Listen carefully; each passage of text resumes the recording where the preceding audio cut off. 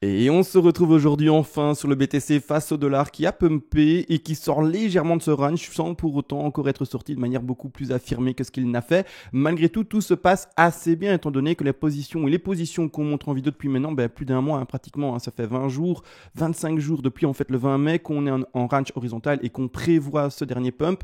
Vous le voyez également, la dernière occasion de trade a été montrée ce 11 juin d'année 2021. Donc ici, d'office, il y a des gens qui sont rentrés dedans. À ce moment-là, le pump n'avait pas encore eu lieu jusqu'ici à l'extraction. On était seulement au sommet de 1 pour aller retrouver le retracement de 2 et la zone d'achat pour le futur trade, qui est normalement pris maintenant, vu qu'on a bel et bien fait ce retracement, se retrouvait dans ce rectangle vert, plus précisément, c'est-à-dire entre les prix, donc on va retourner ici sur l'écran, donc le retracement a bel et bien eu lieu dans ce rectangle vert entre les prix des 34 781 dollars et ici également un peu plus précis, les 33 818 dollars. On va regarder maintenant comment ça se construit, d'accord, parce qu'on doit normalement monter en 5 vagues. On va regarder si jamais ça baisse maintenant, comment s'adapter par rapport au stop loss, bien entendu, et également quel décompte introduire et voir quelle figure en fait on peut surtout mettre en place vis-à-vis d'un retracement plus fort. On va regarder ça parce que c'est pas parce que ça va retracer peut-être maintenant un peu plus fort que forcément on est sorti de la future hausse. Et attention, je parle d'un rebond actuellement, pas d'une hausse jusqu'à 100 000 dollars, on est d'accord, on parle vraiment ici en petit time frame et sur un trade qui va se développer normalement sur quelques jours, une semaine grand maximum. En tout cas, j'essaie de donner un intervalle de temps, mais c'est ce qu'on va vraiment traiter durant cette vidéo-ci. Malgré tout, avant de commencer l'analyse à proprement parler avec tous ces détails-là, vous le savez, il y a la toute petite intro pour commencer. Et ça y est, la petite intro est faite. Et juste avant de commencer, encore et toujours, vous le savez, je remercie les personnes qui font des donations à la chaîne pour la soutenir. Merci à vous, ça vraiment, ça soutient toute cette pédagogie que j'essaie d'apporter, tout cet enseignement que j'essaie d'apporter et également tout ce temps que je partage avec vous. Merci à vous. Et d'ailleurs, pour ceux qui ne le savent pas, je le rappelle, quand vous faites une donation, ça fonctionne par palier premièrement. Et vers les tout premiers paliers de donation, je vous enverrai en contrepartie ici toutes les règles d'analyse qui vous permettront de faire exactement la même chose que moi par rapport au Fibonacci, par rapport aux vagues, etc., par rapport au ratio.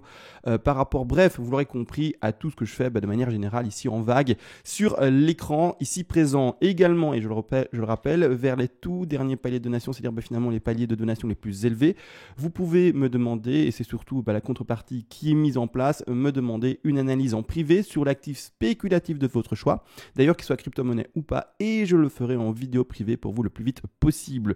Maintenant que ça c'est dit, enfin on a fini l'intro et également les remerciements par rapport aux donations, on analyse tout ceci. Alors, je vous l'avais expliqué, pour moi, on a beaucoup de chances de partir tout simplement dans une A, B, C en flat ici. On a également l'hypothèse d'une WXY, on va revenir dessus également durant cette vidéo aussi, parce que la WXY a tout de même des chances de se traduire, même si pour moi, elle a moins de chances. Maintenant, encore une fois, elle existe. Donc, on va tout regarder ensemble. Premièrement, pour construire cette A, B, C que l'on voit ici en bleu. A, B, C. La C également doit se faire du coup en 5 vagues, et donc ici, on voit 5 vagues pour le moment. Ces 5 vagues sont mises ici en évidence en termes d'impulsif, donc on part là-dessus. Ce qui me gêne actuellement, c'est que le rebond est trop faible, d'accord. Donc n'oubliez pas d'ailleurs, on a atteint ici les TP majeurs, donc on a touché un TP, donc je vais ici juste vérifier s'ils sont bien placés et qu'ils n'aient pas été déplacés par hasard, pas par hasard, mais en tout cas sur une fausse manipulation, pardon. Je regarde bien, 61, 800, 123, etc. Parfait, je les laisse comme suit, ils sont bien placés. Donc ici, clairement, on a pété le premier TP, donc ceux qui n'ont pas encore pris de TP, donc c'est-à-dire take profit partiel, prenez-le, d'accord. En trading, il faut prendre des TP, bien entendu, et ici, prenez-le, celui qui était indiqué aux alentours des 39 000. Le stop loss également, on va vite venir dessus. Ne soyez pas trop agressif, d'accord, sur votre stop loss. C'est-à-dire que même si on a pété bel et bien le top d'une 2, ou en tout cas le bas, d'une 2, vous allez voir qu'il y a encore un potentiel pour que le cours corrige assez fortement. Et malgré tout, ne pas être pour autant baissier et ne pas pour autant invalider ce bas-là. Et donc, ce que je veux dire par là, c'est ne mettez pas, par exemple, votre stop déjà trop haut comme celui, d'accord. Ne mettez pas votre stop, par exemple, pour donner un chiffre à 36 798 dollars. Non. Laissez-le réellement sous ce gros niveau de support actuellement dessiné par la 2. Et voire même un peu en dessous, et vous allez comprendre pourquoi. Vraiment, ne soyez pas trop agressif sur votre position, mais non, prenez un TP. Moi, je laisserai mon stop loss en dessous de ma position d'entrée pour le moment. Vous allez comprendre un peu pourquoi, parce que je vais vous montrer le décompte alternatif, qui est toujours aussi, mais qui peut mettre une correction plus forte. On va regarder ça. Et donc, faites attention à votre stop. Laissez-le vraiment légèrement en dessous de votre point d'entrée, et voire même, pour donner un exemple, on a pris qui est convenable ici, c'est aux alentours des 33 902 pour donner un exemple. Et si vous êtes encore plus sur la défensive, mais le laissez encore un peu plus bas, mais clairement ne soyez pas trop agressif. Ça, j'espère qu'en tout cas c'est compris. Pourquoi? Parce que pour le moment, comme dit, le rebond il est trop faible, d'accord, il est trop faible. Alors on attend confirmation plus forte pour valider un top de 3, mais là la 3 je vais pas la poser là, d'accord. Il y a déjà une consolidation horizontale ici assez longue qui date depuis déjà le 14 juin vers 14 heures. Donc clairement ici ça fait un petit moment qu'on stagne, hein, d'accord, donc ça fait en fait 24 heures hein, pratiquement. Donc non, ici le pump est trop faible pour le moment pour valider ce top de 3. Et donc qu'est-ce que je sous-entends par là? C'est qu'il y a également le potentiel de faire cette C finalement, non plus en impulsif comme on la voit ici, mais toujours en montant, attention, mais en ending diagonale. Donc qu'est-ce qui va se passer ici à l'écran? Je vais mettre l'impulsif classique. Tant qu'il n'y a pas de confirmation, on ne sait pas dans quoi est-ce qu'on est. On attend voir, d'accord. Mais pour le moment, je mets celle-ci de côté, d'accord. Je la mets ici à droite pour qu'on la voit moins. Et je vais vous montrer du coup le décompte alternatif. On peut très bien partir du coup dans une ending diagonale. Je vais l'indiquer, je vais la dessiner. On part sur toujours la racine, d'accord. On va partir sur un 1. Je vais vous montrer après le décompte et comment ça se passe parce que du coup, il y en a qui se disent mais qu'est-ce que tu fais CMA? Je connais pas ça. Je vais vous expliquer pour ceux qui connaissent pas encore toutes les règles. Bien entendu, je vais être très complet comme toujours pour suivre tout le monde. Je vais partir ici en mineur, hein, d'accord. Comme ça, on voit ici également les choses. C'est-à-dire que le décompte, comment ça se passe? C'est-à-dire que ça aurait été fait en ABC zigzag. Et une ending diagonale, je le rappelle, peut très bien avoir la 4 en plus de ça qui transperce le top de 1. Alors ceux qui ne comprennent pas du tout ce que c'est, Google, tapez ending diagonale et c'est réglé. D'accord. Ne posez pas les commentaires en commentaire une question qui est assez simple. Hein, d'accord. Vous allez sur Google, vous regardez ending diagonale, un peu de curiosité, un peu de recherche et vous aurez toutes les réponses à vos questions. Maintenant du coup, tous les sous-décomptes de chaque vague va devoir être fait en ABC zigzag. C'est-à-dire que si c'est ça qui se confirme, eh bien, il faudra décompter chaque vague comme suit. Alors je le montre. En fait, c'est que du correctif. Une ending diagonale, c'est une horreur. Hein. C'est du A, du B ici, pardon, et puis du C, d'accord, A, B, C, A, B, C, A, B, C, et on n'arrête pas comme ça, je vais mettre en rose et en assez épais, comme ça on le voit, A, B, C, ça se voit pas top. Qu'est-ce qui se voit mieux que ça? Du jaune, jaune, et je vais mettre l'autre ici en retrait, comme ça on ne se trompe pas entre les couleurs. Du A, B, C, d'accord. Ensuite, pour descendre pour la 2, la même chose, du A, B, C à nouveau, d'accord, du A, B, C, la même chose à nouveau, d'accord, et on reproduit ça pour chaque vague. Pour chaque vague, on n'arrête pas, on fait du ABC, ABC, ABC non-stop. Et donc, je vais vraiment le simuler jusqu'au bout, comme ça tout le monde le voit. Du A, B et C également. On termine encore une fois la 4 également en A, en B et puis en C. Attention du coup, hein, comme dit, la 4 peut transpercer le top de 1. Et pour autant, on continue à monter. Donc finalement, ça fait un peu comme un bisou ascendant. Hein. Là-dessus, on est d'accord. Par après, il se resserre et puis après, craque dessus. Enfin, en tout cas, on casse le support oblique et on descend plus bas. Donc ici, on termine en A, B, C également. Donc ça, c'est ce que, si c'est une ending diagonale, je veux voir et continuer finalement à décompter. D'accord?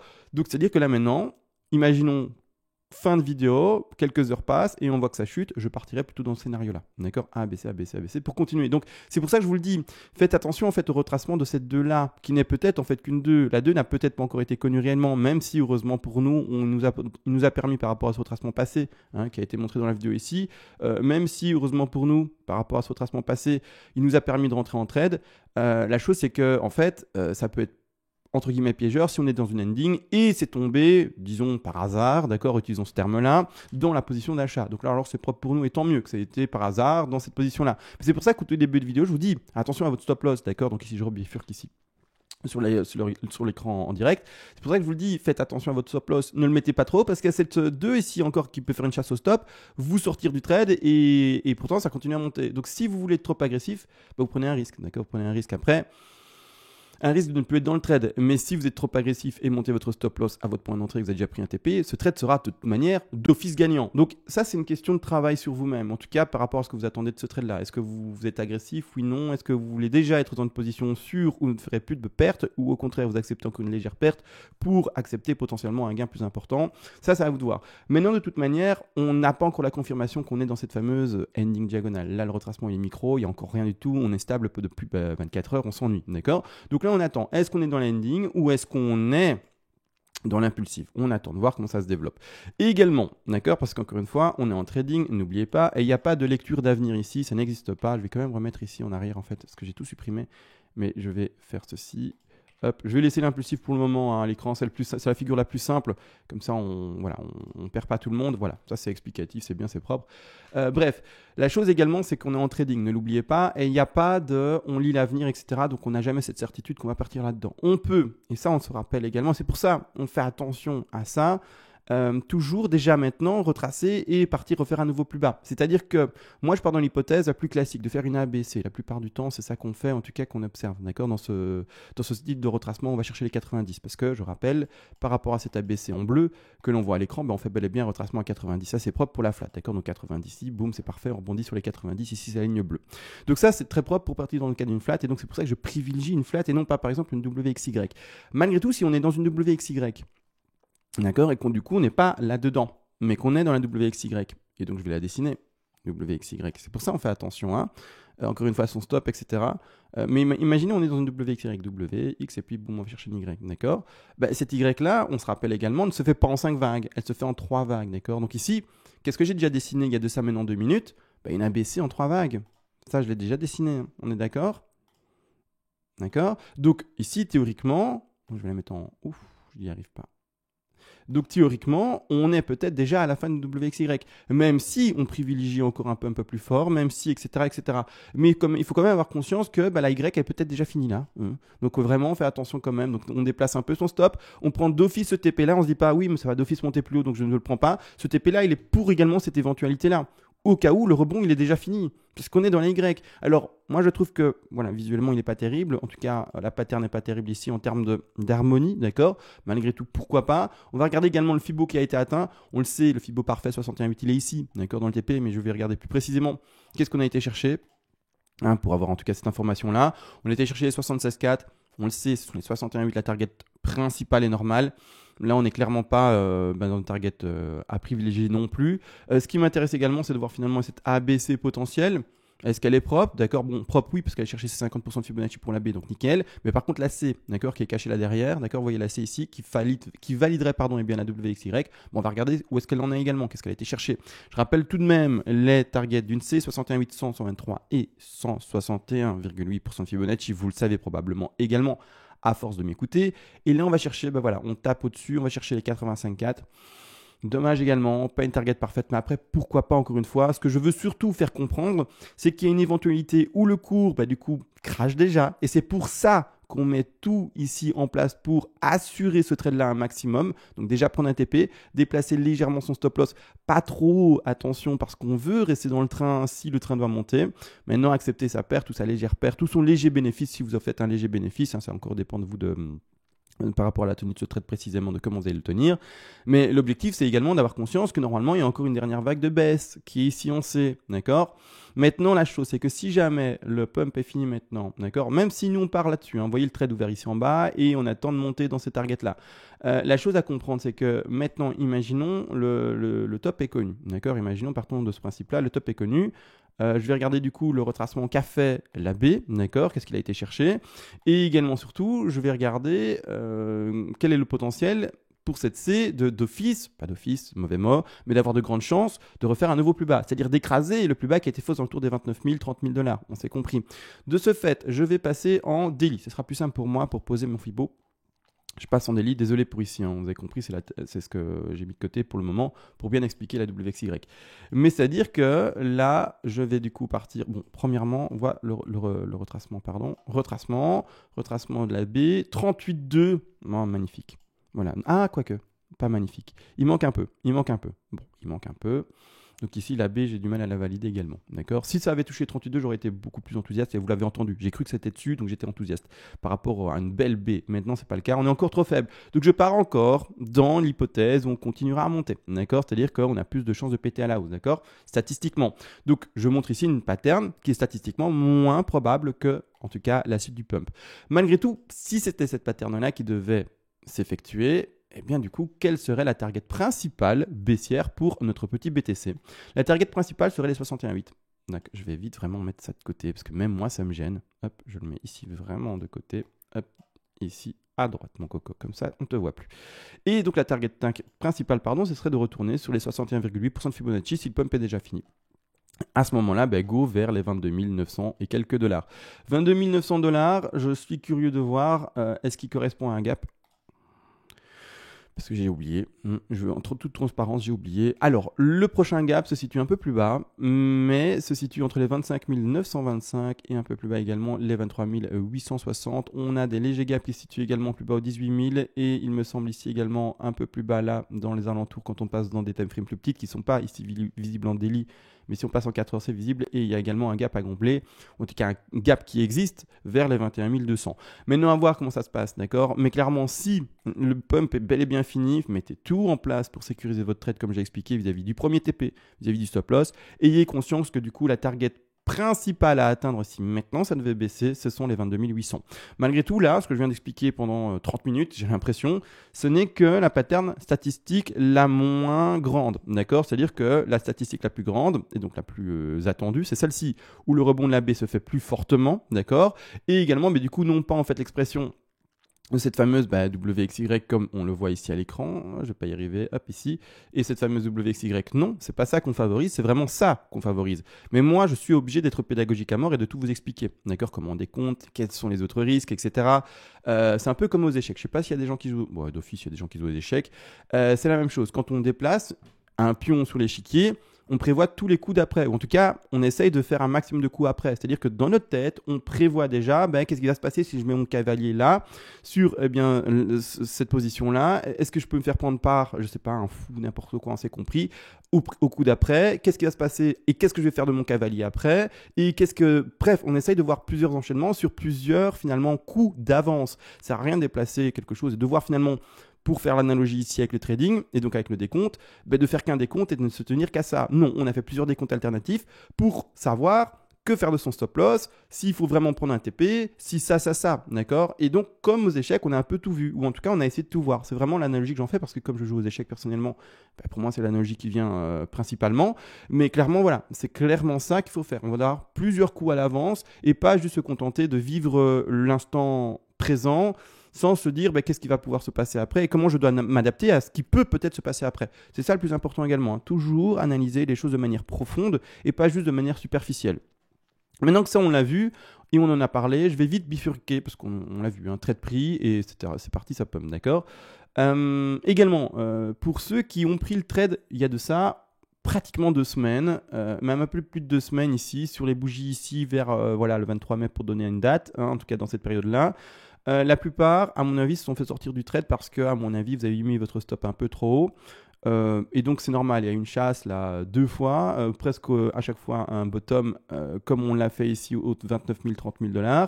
Et donc, malheureusement, pour vous, vous êtes sorti. Peut-être que vous avez repris l'opportunité, mais voilà. Il y en a d'autres, au contraire, qui ont tenu ce trade tout ce temps-là. Félicitations à vous, mais c'est que du coup, vous avez pris l'explication que j'avais donnée il y a de ça 2 semaines du coup, avec un stop très très très très bas en le mettant légèrement en dessous, donc c'est-à-dire vraiment pour quelques pixels dire, d'accord, en dessous des 29 000, ici 30 000, allez c'est combien le bottom? Que j'arrête de dire quelque chose d'approximatif et que je dise vraiment le bottom, parce que là du coup je vois rien en fait. C'est ici aux alentours des 29 981, d'accord, voilà, donc, comme ça je donne un chiffre un peu précis. Et donc ceux qui ont été très très très défensifs, vous êtes encore dedans. Maintenant à vous de voir, d'accord. Malgré tout, il y a eu un développement tellement long pendant 20 jours que clairement on s'ennuyait et on attendait ce pump qui ne venait jamais, mais enfin il est là. Malgré tout, go sur Ichimoku maintenant. On va regarder ce qui se passe. Vous êtes au courant, ça se passe plutôt bien. Ichimoku maintenant a donné des bons signaux. On est clairement par rapport en daily en train d'avoir cassé, c'est même pas dans le train, mais on l'a cassé la Kijun, donc déjà un premier bon indice. Après, on a encore tout le nuage ici et également surtout en fait la SSB a pété. Et quand on regarde ici la lagging span, d'ailleurs, est-ce que j'ai mis la référence Ichimoku ici, oui super, vous le voyez du coup. La lagging span qui pour vous ici écrit Shiku et que je vais renommer un de ces 4 lagging span parce que je sais pas, je l'ai mis Shiku parce que c'est un nom populaire sur internet. Malgré tout, moi c'est lagging span que je dis donc je vais le changer. Mais ici clairement voilà la lagging span qui commence, vous voyez, je vais essayer de la mettre en évidence en cliquant dessus. La lagging span qui commence enfin à péter le cours. Donc on n'est pas encore au-dessus, mais un bon signal clair, supplémentaire pour la suite. Et en tout cas, un bon indice sera de moins casser bien simplement ce cours-là. Malgré tout, en daily, le signal acheteur n'est toujours pas suffisant. En 4 heures, on va regarder que oui, ok. Mais en daily, non, d'accord. En daily, il faudra réussir avec le cours à casser en fait la SSB. Et donc, également avoir cassé avec le cours la lagging span, mais si ça doit continuer à pumper, logiquement on a compris, comme c'est le cours qui est reporté à 26 périodes par derrière, en arrière, pardon, elle aura pété tout simplement le cours. Donc ici clairement, ce qu'on attend c'est finalement également du coup la confirmation de la SSB PT. Donc on doit accumuler les trois. Kijun, SSB et Lagin. Si on n'a pas les trois, on ne rentre pas en trade dans le time frame ici qui est en daily. Malgré tout, nous, ouverture de trade en 4 heures. Que ça soit sur, vous l'avez compris, les vagues que l'on travaille ensemble de manière récurrente, et également, tout simplement, sur nos petits nuages que l'on voit ici à l'écran. Actuellement, du coup, ça fait un petit moment, d'accord, qu'on a pété avec la Lagin le cours, depuis en fait le 5 juin, donc ici déjà un bon signal.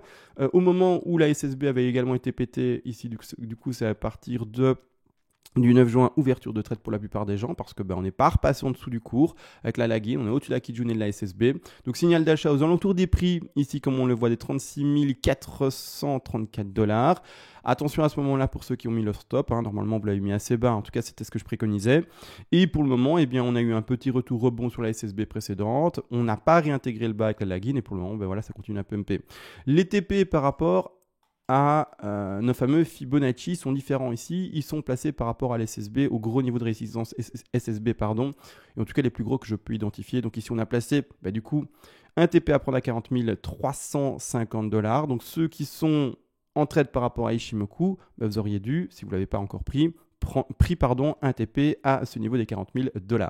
Le prochain TP intéressant se retrouvera ici aux alentours des 43 800. Le troisième TP intéressant se situera d'ailleurs, pour bien le placer, moi je le placerai ici, d'accord, avec à la fois la SSB et la Kijun, donc vraiment ici, même là, quoique, allez, comme ça ici, de cette façon-là, je le prendrai ici aux alentours des prix des 52 000, d'accord. Donc vraiment pour jouer à la fois le niveau donné avec la Kijun et également ici avec la SSB.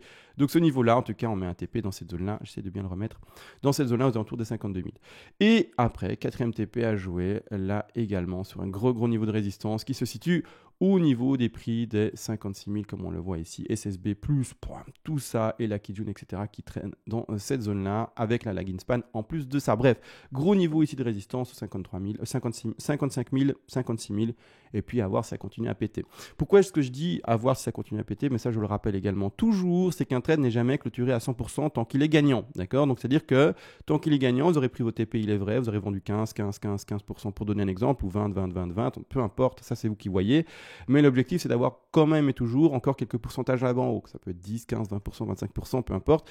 Mais c'est dans le cas où, en fait, et comme je le dis, et je le dis souvent, on ne lit pas l'avenir. Et donc, même si on a prévu un pump jusqu'à 56 000 et que ça devait pumper là-bas jusqu'en haut, on ne clôture pas en se disant, voilà, je suis à 56 000, je retire, je reprends tous mes bénéfices. Non, d'accord? On laisse le potentiel de gagner plus exister. On ne dit pas, tiens, je te coupe l'herbe sous le pied. On coupe l'herbe sous le pied d'un trade qui est perdant, mais pas d'un trade qui est gagnant. C'est-à-dire que s'il est gagnant et que le BTC dit, moi, rien à faire de toutes ces résistances, je pète tout et c'est parti, on va à 100 000. Pour donner l'exemple, ici j'ai fait une flèche qui boum, qui pump, votre trade, vous serez très heureux de l'avoir encore ouvert pour profiter également, tout simplement, de la hausse par après, qui était une très jolie surprise, ou en tout cas qui sera à ce moment-là potentiellement une très jolie surprise. Donc ça, c'est important de comprendre également. Peu importe que vous ayez fait un scénario avec les vagues, avec les Ichimoku, et que vous ayez mis votre trade en place, on peut toujours se tromper. Ça peut aller vers le bas, ça peut aller vers le haut, mais ça peut également aller très fortement vers le bas, ou ça peut également, surtout là dans l'expression de ce trade-là, aller très fortement vers le haut. Et c'est ça qu'on prend également comme potentiel supplémentaire pour se faire plus d'argent, en tout cas sur un trade ouvert. Maintenant, tout ça a été dit, on a vu pas mal de choses, on a vu, mine de rien, on a tout vu, pratiquement, on a vu les vagues, on a vu les retracements, on a vu Ichimoku, on a vu les futurs, bref, analyse très complète aujourd'hui. Donc sur ce, je vous laisse et on se voit à demain. Ciao.